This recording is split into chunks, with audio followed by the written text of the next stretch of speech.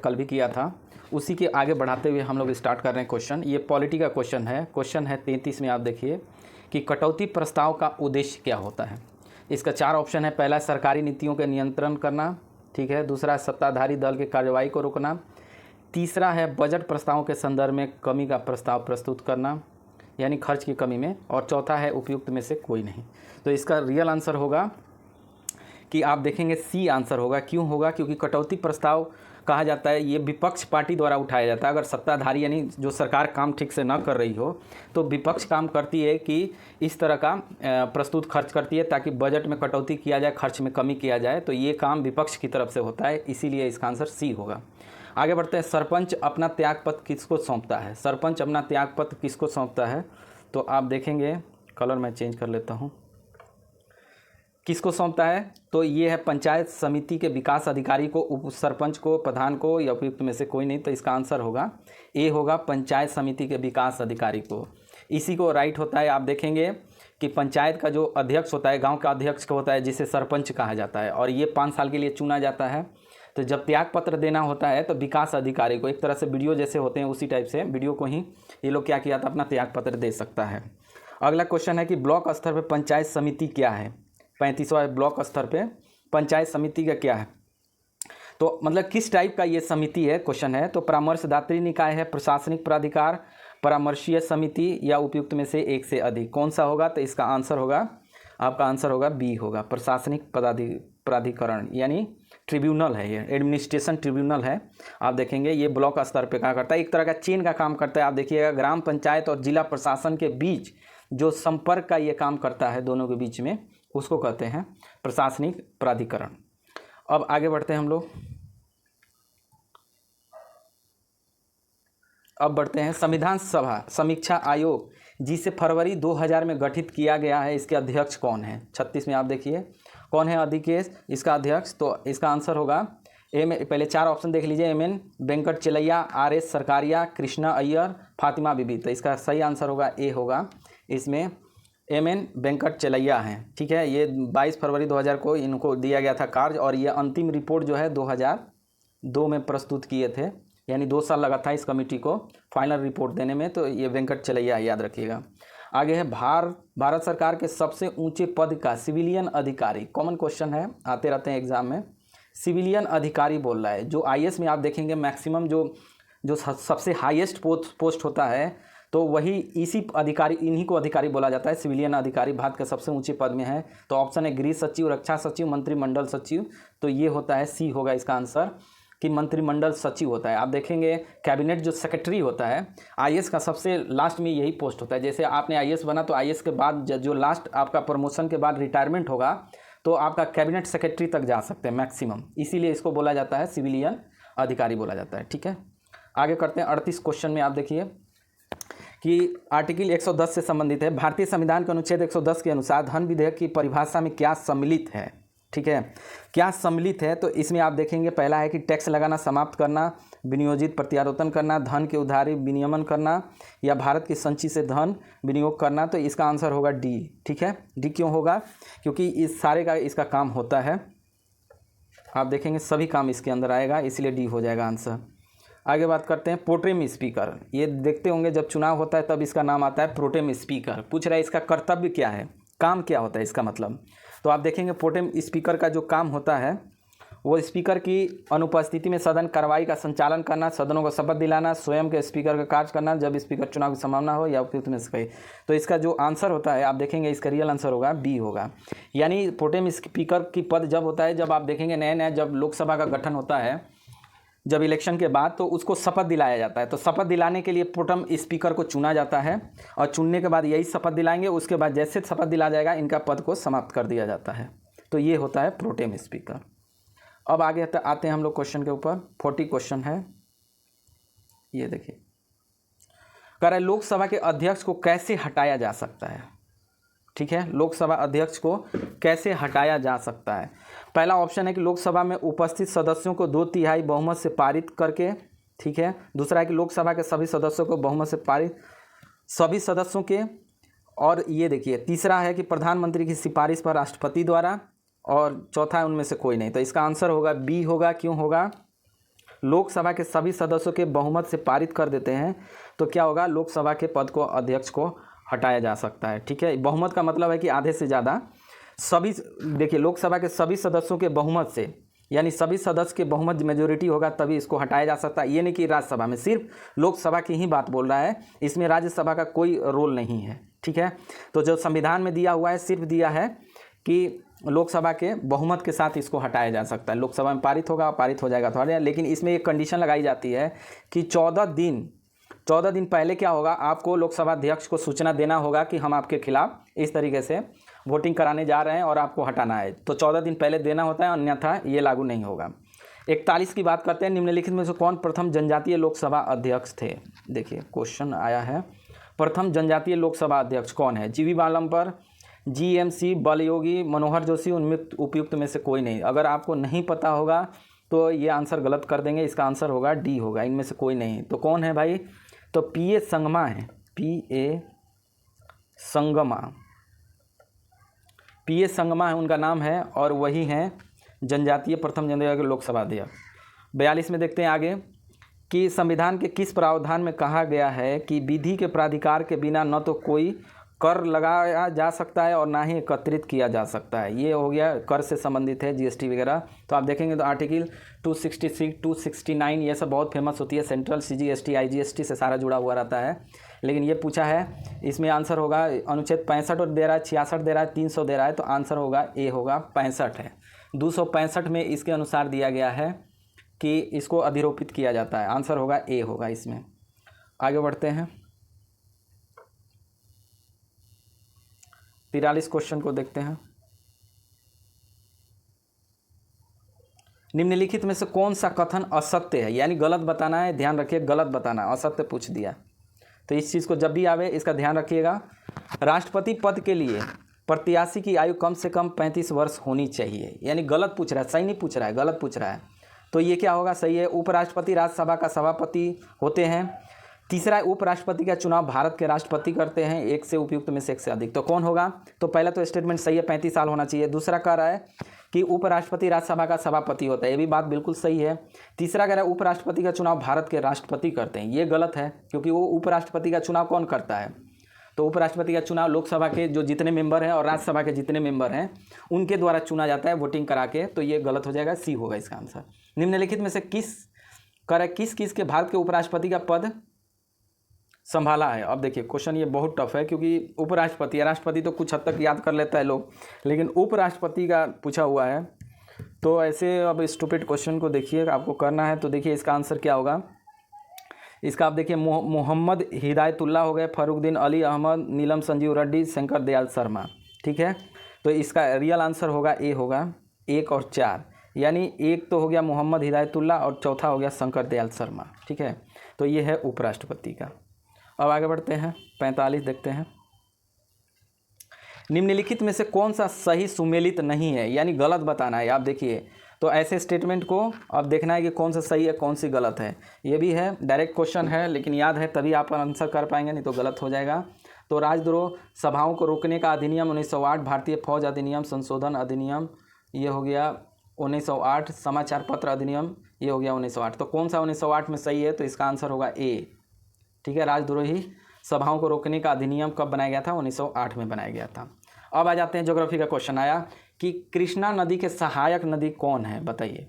कृष्णा नदी आपको पता है साउथ में है, तो साउथ की ये नदी है, सेकेंड लार्जेस्ट रिवर है। तो इसका देखिए पेन लिखा है पंचगंगा, पेंच गंगा होता है, पंचगंगा, घाट प्रभा, कोयना, इनमें से बताना है कि कौन सा है। तो इसमें पंचगंगा लिखा है, पेंच गंगा होता है। ठीक है, तो वही बात है, तो इसमें कौन सा होगा, तो इसका आंसर होगा 1 से अधिक हो जाएगा। क्यों, क्योंकि आप देखेंगे पेंच गंगा भी है और कोयना भी है। ठीक है, कोयना भी है और घाट प्रभा, तीनों के तीनों आंसर सही है, इसलिए ये हो जाएगा। इसके अलावा अगर आप और देखना चाहें तो घाट प्रभा, कोयना, भीमा भी है इसका, तुंगभद्रा भी है, मूसी भी है, दूध गंगा भी है, तो ये सारी रिवर्स हैं। ठीक है, तो पहला हम लोगों ने कर लिया। अब आगे बढ़ते हैं, क्वेश्चन नंबर 46 पे आते हैं, 47 हो गया। अब देखिए यहाँ पे क्वेश्चन लेते हैं, सेनकोट्टा दर्रा, ये देखिए ये कहाँ पे दर्रा है, ज्योग्राफी क्या है, दर्रा है साउथ में है। तो पहला पूछ रहा है तिरुवनंतपुरम मदुरई को जोड़ता है, या कोयम्बटूर कोच्चि को जोड़ता है, या मुंबई पुणे को, मुंबई नागपुर, किसको जोड़ता है बताइए। तो इसका आंसर होगा, सही आंसर होगा तिरुवनंतपुरम मदुरई को जोड़ता है। ठीक है, तो ये हो गया। हालांकि इसके अलावा बहुत सारा है जो पूछता है, इसका जो आप देखेंगे तो ये पश्चिमी घाट पड़ता है, यानी केरल के आसपास आप देखेंगे ना, केरल तमिलनाडु के बीच में, तो वहाँ पश्चिमी से पूर्वी की तरफ जोड़ता है, वही है मदुरई तिरुवनंतपुरम। तिरुवनंतपुरम राजधानी और मदुरई शहर है तमिलनाडु का। तो ये हो गया शहर को इससे जोड़ता है पश्चिमी घाट में। तो सेनकोट्टा द्वारा ये हो गया। इसी में आप देखेंगे थाल घाट भी बोलता है, थाल घाट, यानी मुंबई और नागपुर को जोड़ने वाले को थाल घाट बोलते हैं, यहाँ को मुंबई और नागपुर को। वहीं पाल घाट बोलते हैं जो त्रिचूर से कोयम्बटूर और कोच्चि को जोड़ता है, उसको कहते हैं थाल घाट। ऐसा ही होता है, थाल घाट, पाल घाट, भोर घाट। भोर घाट मुंबई और पुणे के बीच में। तो 3-4 दर्रे हैं जो हमेशा एग्जाम में पूछते हैं, उसको आप ध्यान रखिएगा। निम्नलिखित में से कौन तटीय स्थलाकृति नहीं है? तटीय स्थलाकृति बोल रहा है कि नहीं है, बताइए। अब ये स्थलाकृति पढ़ेंगे तो नॉर्मली आप देखेंगे ज्योग्राफी ऑप्शनल में जो ISPCS में जो होते हैं उसमें एक लॉन्ग क्वेश्चन में आता था पहले। अब क्या कर रहा है, ये लोग स्टेटमेंट उसके लिए दिया हुआ है, तो बस खाली पूछा है कि क्या नाम है। जैसे लूसेंट में भी आप देखेंगे तो इस टाइप का मिल जाता है कि कौन सी स्थलाकृति किससे बनती है। तो ये तटीय बोल रहा है, तट का, यानी समुद्र के किनारे वाला कौन कौन सा अलग अलग जो शेप बनता है उसी को स्थलाकृति कहते हैं, यानी लैंडफॉर्म बोला जाता है इसको। तो तटीय में आप देखेंगे कि कौन सा आएगा, तो इसका आंसर हो जाएगा, इस तरीके से किया जाता है, डोलाइन। डोलाइन जो इसका आंसर हो जाएगा ये डी होगा। टोम्बोलो, अस्टेक और पुलिन ये सब है ना, ये सब भी है, अलग अलग अपना अपना अलग अलग चीज़ें पाई जाती है। एक तटीय स्थलाकृति, एक भौम। तो ये जो स्टैक है, पुलिन है, टोबेलो है, ये सारे सब क्या है, ये सब आप देखेंगे तटीय स्थलाकृति का ही ये चीज़ें। कौन नहीं पूछ रहा है ना, तो इसका डोलाइन हो जाएगा, क्योंकि डोलाइन किसका है आप देखेंगे तो डोलाइन है भौम जल स्थलाकृति, यानी ज़मीन के जो नीचे होता है, ज़मीन के नीचे, उसको कहते हैं भौम जल स्थलाकृति। नीचे में आप देखेंगे बहुत सारा, जब पानी आता है तो नीचे नीचे गल करके अलग अलग शेप बन जाता है, उसी को बोला जाता है भूमिगत स्थलाकृति, उसी का नाम, उसी में आप डोलाइन आप देखेंगे। बाकी स्टैक और पुलिन ये सब देखेंगे जब तटीय इलाका में आप जाएंगे, तो जैसे तमिलनाडु के आप तट पे जाएंगे तो अलग अलग शेप में बालू का देखेंगे बहुत सारा अंदर तक शेप में, जहाँ जो तट होता है। पुलिन भी कहीं बोला जाता है, जैसे बीच उच के पास जाएंगे तो बुलिंग है। स्टैक है बिल्कुल स्टिक की तरह, एक छड़ी की तरह दिखाई शेप देगा आपको। टोबोलो है, ये भी सब उसी का स्थलाकृति है। तो तटीय में ये हो गया। तटीय पूछ रहा नहीं है तो डोलाइन हो जाएगा आंसर। अब आगे बढ़ते हैं हम लोग 49 पे। 49 में कह रहा है कि भारत में पाई जाने वाली गद्दी जनजाति, गद्दी किस राज्य से संबंधित है, यानी कौन से राज्य में गद्दी है।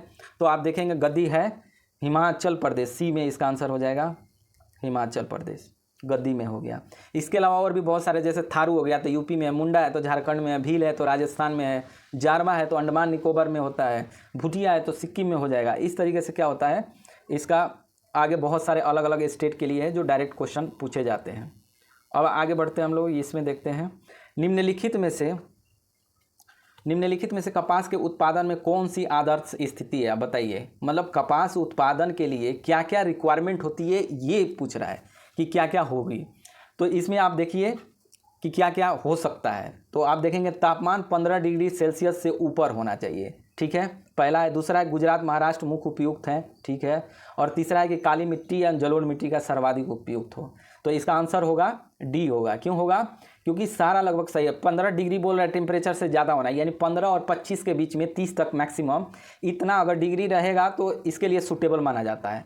और गुजरात महाराष्ट्र में आप देखेंगे ज़्यादा होता है, क्योंकि यहाँ पे क्या है, काली मिट्टी का बहुत बड़ा रोल है, काली और जलोढ़ मिट्टी। तो जलोढ़ मिट्टी में जैसे मान लीजिए यूपी में है, यूपी में भी ठीक ठाक हो जाता है। तो ये जलोढ़ मिट्टी, काली मिट्टी तो आप देखें गुजरात और महाराष्ट्र में ही है। तो यहाँ पे क्या है, इसके लिए सूटेबल है। तो कह रहा है कि ये सारा चीज़ें इसमें लागू होती है, इसलिए आंसर सभी हो जाएगा। आगे बढ़ते हैं हम लोग 51 में। भारत में पाई जाने वाली कोणधारी वन, कोणधारी यानी बिल्कुल इस तरीके से शेप में आपको मिलेगा। कौन सा होगा, ऊंचाई मतलब कितनी ऊंचाई पे पाई जाती है कोणधारी वन। तो इसमें आप देखेंगे जैसे जैसे हम ऊंचाई सी लेवल से ऊपर बढ़ेंगे तो अलग अलग आपको प्लांट देखने को मिलेगा, अलग अलग पौधा मिलेगा, आपको ट्री मिलेगा कि अलग अलग शेप में मिलेगा। तो इसकी जो एक्चुअल हाइट है आप देखिए 1500 से 2000 बोल रहा है, 2500 से 4500, 4500 से 5800, 5500 से 8000। तो इसका आंसर हो जाएगा, इसका आंसर करिए, इसका आंसर हो जाएगा बी।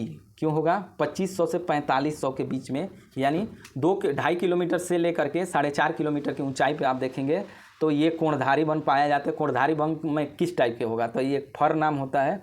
फर को कोणधारी, स्प्रूस है, चीड़ है, ये सब जो सनोवर है, ये सब वृक्ष होते हैं जो इतनी ऊंचाई पे पाई जाते हैं। जैसे आप इतनी ऊंचाई कौन हो सकता है, उत्तराखंड में जाएंगे, हिमाचल में जाएंगे, जम्मू कश्मीर में जाएंगे या नॉर्थ ईस्ट में जाएंगे, ये सारी चीज़ें आपको मिल जाएगी पहाड़ों पे।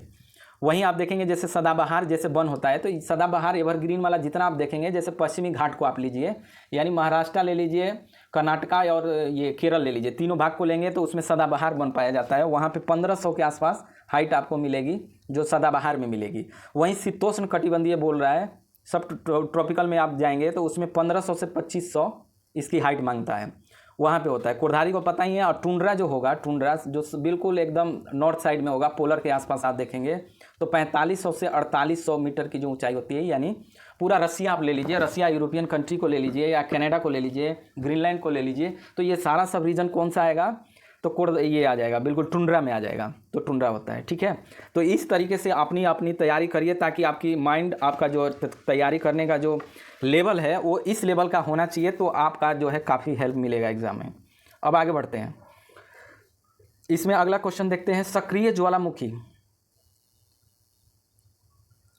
ज्वालामुखी निम्नलिखित में से कौन है, यानी एक्टिव वोल्केनो की बात कर रहा है कि एक्टिव वोल्केनो कौन कौन है। तो किलायू हो गया पहला, दूसरा है बैरन, तीसरा है कोटोपैक्सी। ठीक है, ये दो है, बताइए इसमें कौन सा तीनों का आंसर होगा। तो इसमें आप देखेंगे कि डी होगा आंसर, क्योंकि सबके सब क्या है, एक्टिव वोल्केनो। एक्टिव वोल्केनो का मतलब क्या हुआ कि लगातार सालों भर इसमें आप देखेंगे विस्फोट होते रहेगा, ज्वालामुखी निकलते रहती है हमेशा। तो किलायू जो है हवाई द्वीप पे, हवाई द्वीप कहाँ है, यूएसए में आप देखेंगे, बिल्कुल पैसिफिक ओशन में आप जाएंगे तो ये होनोलुलु आप नाम सुने होंगे, ये सब हवाई आइलैंड का नाम सुने होंगे, उसी पे किलायू है। ठीक है, ये यूएसए में पड़ता है। वहीं कोटोपैक्सी की बात करते हैं तो कोटोपैक्सी इक्वाडोर में पाया जाता है। ठीक है, इक्वाडोर कहाँ है भाई, तो इक्वाडोर है दक्षिण अमेरिका में, आपको देखेंगे तो वहाँ इक्वाडोर, उसी में है कोटोपैक्सी, ये एक्टिव वोल्केनो है। और तीसरा हम लोग बी वाला देखें, बैरन द्वीप। बैरन द्वीप आपको पता होगा इंडिया में है, अंडमान निकोबार द्वीप समूह में है, ये एकलौता है भारत में जो एक्टिव वोल्केनो है। ठीक है, तो ये वोल्केनो को याद रखिए, हमेशा एग्जाम में आते रहते हैं। आगे बढ़ते हैं, निम्नलिखित में से अमरकंटक की नदियों का उद्गम स्थल है। अमरकंटक की बोल रहा है, कहाँ पड़ता है, तो एमपी में पड़ेगा।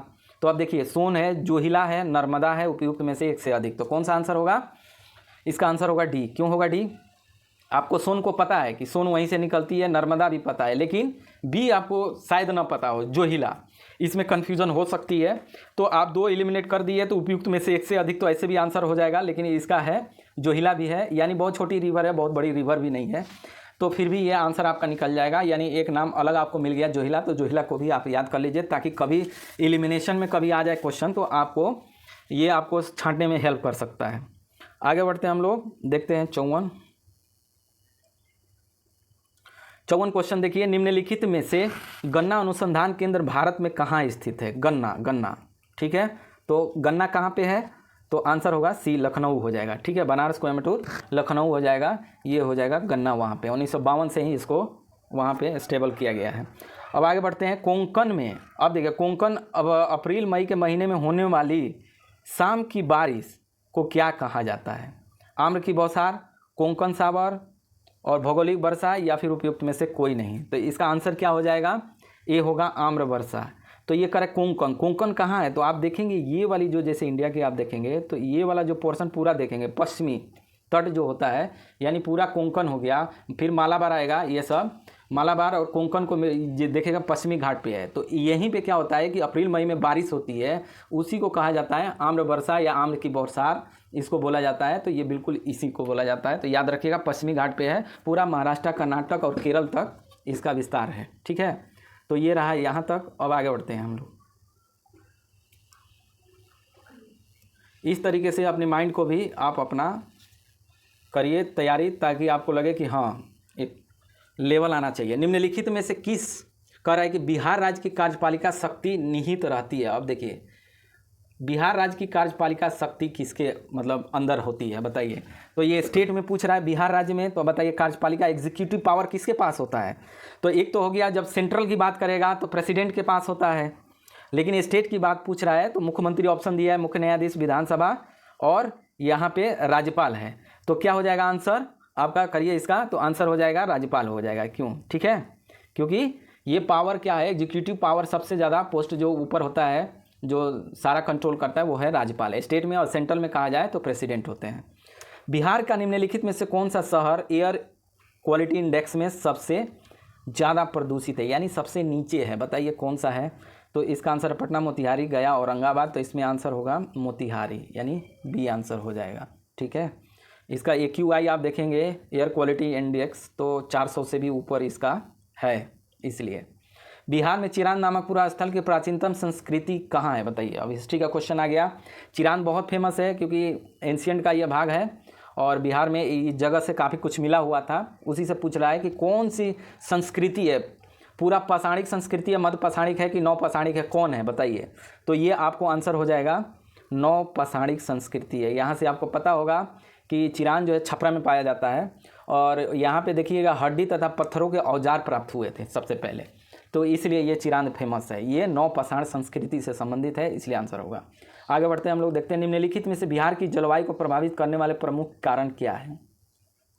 यानी बिहार ही क्या है, किसी का भी जलवायु प्रभावित करना हो तो कारण क्या हो सकता है? आप देखिए कि पहला बिहार के संदर्भ में बात करें तो काल बैसाखी, हिमालय की उपस्थिति, बंगाल की खाड़ी के निकटता, उपयुक्त में से एक से अधिक। तो आंसर एकदम क्लियर है कि इसका आंसर डी होगा। क्यों होगा? क्योंकि सारा काल बैसाखी भी है, हिमालय की उपस्थिति है। हिमालय नहीं रहता तो शायद बारिश पूरे मैदानी में कहीं बारिश नहीं होता, सीधे वो चाइना की तरफ या और आगे बढ़ के रसिया की तरफ चला जाता। तो हिमालय का बहुत बड़ा रोल है बारिश होने में, खास करके मैदानी स्टेट जितने उसके। बंगाल की खाड़ी निकट है क्योंकि यहाँ से मानसून क्या करती है, उठा के ले जाती है और पूरे आप देखेंगे 80% जो बारिश होती है पूरे इंडिया में वो दक्षिण पश्चिम मानसून से, और वो भी बंगाल की खाड़ी से आप देखेंगे यहाँ से ले जाती है मानसून। तो ये चीज़ें हो गया आंसर। अब आगे बढ़ते हैं, निम्नलिखित में से पाहियान कितने समय पाटलिपुत्र में? ये देखिए बहुत टिपिकल क्वेश्चन है। ये सब क्या है, ये सब स्ट्रेट फॉरवर्ड है, अगर मालूम है तो आप करेंगे, नहीं तो फंसेंगे। तो ऐसे क्वेश्चन अब BPSC में आए, अगर कंफर्म नहीं है तो छोड़ देना ज़्यादा बेटर होगा, क्योंकि फिर फंस जाएंगे आप। ठीक है, क्योंकि याद रहे, क्योंकि 1/4 हो गया, 1/3 हो गया निगेटिव, 1/3 में आपका काट लेगा। ये हो गया 3 वर्ष के लिए है कि उन्होंने रहा है। ठीक है, अब आगे बढ़ते हैं कि बख्तियार खिलजी ने बिहार की अपनी राजधानी निम्नलिखित में से कहाँ स्थापित किया? तो आप देखिए कि कहाँ स्थापित, उदंतपुरी, पाटलिपुत्र, कुसुमपुर, मनेर। तो आंसर होगा उदंतपुरी। ठीक है, उदंतपुरी। इसके बाद फिर अपना राजधानी लखनौती के में बनाया था, तो उदंतपुरी इसका आंसर होगा। बिहार में गन्ना उत्पादन में अग्रणी जिला कौन है? सबसे मतलब ज़्यादा कहिए तो कौन सा जिला होगा? तो देखिए जूट में होगा तो आप देखेंगे पूर्वी साइड में कटिहार वगैरह हो जाता है, लेकिन क्या कर रहा है यहाँ पे गन्ना उत्पादन में सबसे ज़्यादा, तो इसमें जो आएगा वो आंसर होगा वो पश्चिमी चंपारण होगा। ठीक है, उसके बाद यूपी में आपको पता ही है, यूपी में बहुत ज़्यादा होता है। आगे बढ़ते हैं हम लोग, क्वेश्चन को लेते हैं। नेक्स्ट क्वेश्चन इसमें लेते हैं, निम्नलिखित में से कर रहा है कि द बिहार हेराल्ड नामक पत्रिका का प्रकाशन किसने किया था? देखिए हेराल्ड किसने किया है? महेश नारायण ने, अली इमाम और गुरु प्रसाद सेन, सच्चिदानंद सिन्हा। तो नहीं पता होगा तो क्या मार देंगे आपको, सिन्हा मारेंगे, लेकिन गलत हो जाएगा। ये है आंसर, गुरु प्रसाद सेन ने इसको किया था बिहार हेराल्ड ने, और ये 1875 में हुआ था, प्रारंभ किया था, याद रखिएगा 1875 में। ठीक है, अब हम लोग बात करते हैं अगला क्वेश्चन की। अगला लेते हैं पेज,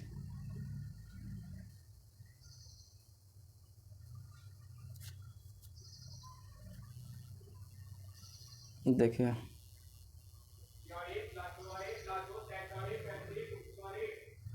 कह रहा है कि निम्नलिखित में से बिहार के किस जिले में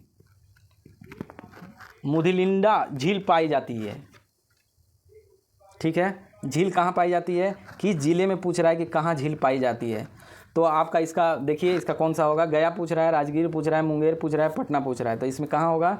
तो गया में मुधिलिंडा है कि मुधिलिंडा है, मुधिलिंडा झील है, ये गया में पड़ता है। जहाँ बोधि मंदिर आप देख रहे हैं भगवान बुद्ध का जहाँ मिला था, वहीं पे आपको ये झील आपको देखने को मिलेगी। मुच्छिलिंडा है, मुच्छिलिंडा। ठीक है, याद रखिएगा, मुच्छिलिंडा है झील। ये महाबोधि मंदिर के प्रांगण में है, उसके परिसर में यह स्थापित है, गया में है, तो याद रखिएगा। निम्नलिखित में से इल्तुतमिश ने किसे बिहार में अपना प्रथम सूबेदार बनाया था? ये भी है, क्वेश्चन पहले से पूछ चुका है BPSC। तो इसका हो जाएगा अली मर्दान, मलिक जानी, नसीरुद्दीन मोहम्मद, महमूद जानी। तो ये हो जाएगा बी आंसर होगा इसका, मलिक जानी। ये पहले रिपीटेड क्वेश्चन है, ये पूछ चुका है BPSC में। सविनय अवज्ञा आंदोलन के दौरान छपरा जेल में कैदियों ने नंगी हड़ताल की मांग को लेकर की। क्यों भाई नंगे के लोग क्यों हो गए?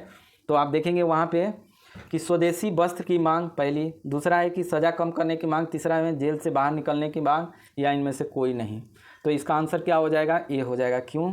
क्योंकि स्वदेशी वस्त्र की मांग, यानी अंग्रेज़ों को क्या है कि जलाया था, ये लोगों ने होली जलाया था कपड़े निकाल के, और अपने स्वदेशी कपड़े की डिमांड कर रहे थे।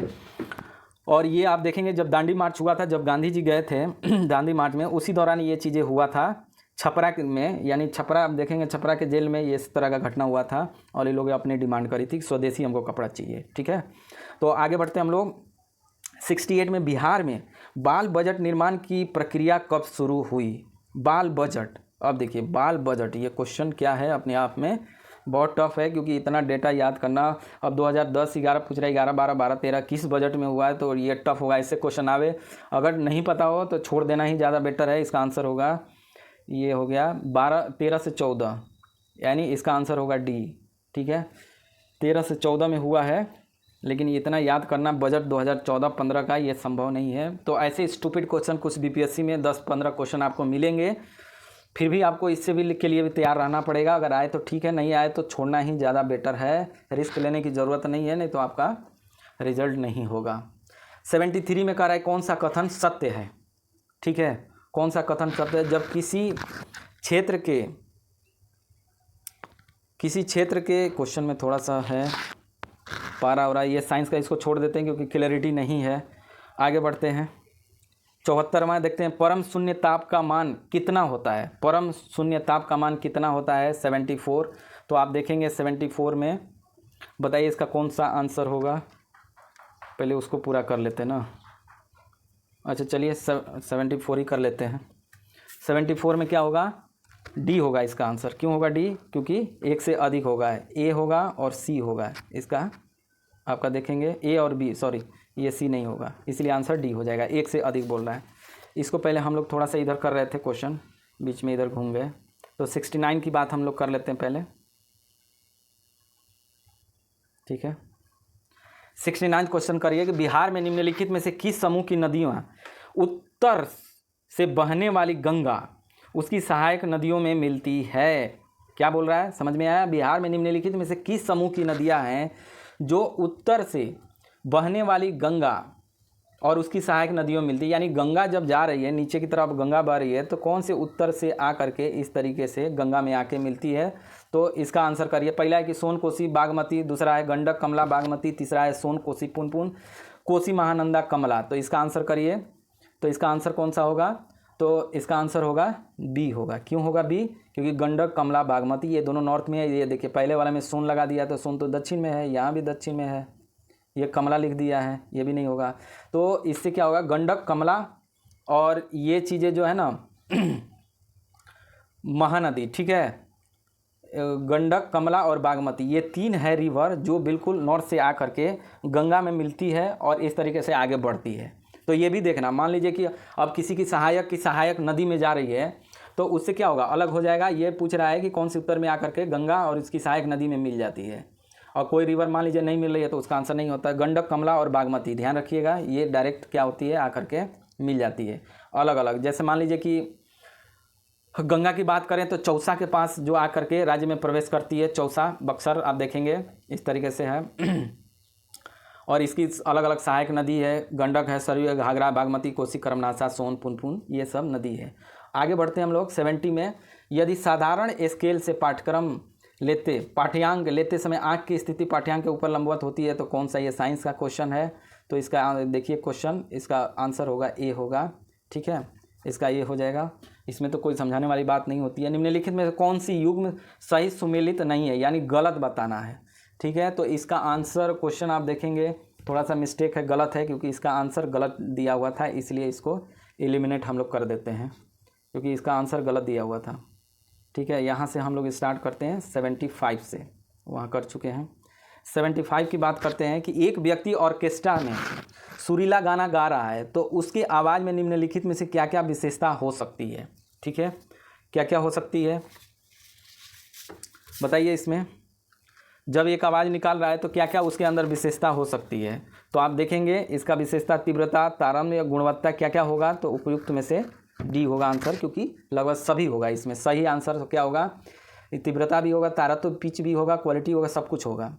76 में बात करती, यदि x की परमाणु संख्या 11 है तथा मात्रक संख्या 23 है तो x एक इलेक्ट्रॉन त्याग देता है, तो इसका क्या होगा, निकटतम में से निर्गत गैस कौन सा संरचना प्राप्त कर लेगा। तो इसमें बताइए 76 में कौन सा होगा आंसर, तो इसका आंसर होगा नियॉन। ठीक है, इसका नियॉन आंसर है। आगे बढ़ते हैं हम लोग 77 में देखते हैं, यदि दो समतल एक दूसरे से 90 डिग्री का कोण बनाते हुए हो तो उसके बीच रखे हुए किसी वस्तु के बनने वाले प्रतिबिंबों की संख्या क्या होगी, कितना प्रतिबिंब बरतेगा। दो आमने सामने कर रहा है कि समतल दर्पण प्लेन अगर हो 90 डिग्री के कोण पे रखा जाए तो कितना बनेगा, तो इसका आंसर करिए। इसका आंसर क्या होगा बताइए फटाफट, तो इसका आंसर होगा 3 होगा इसका। ठीक है, इसका 3 होगा।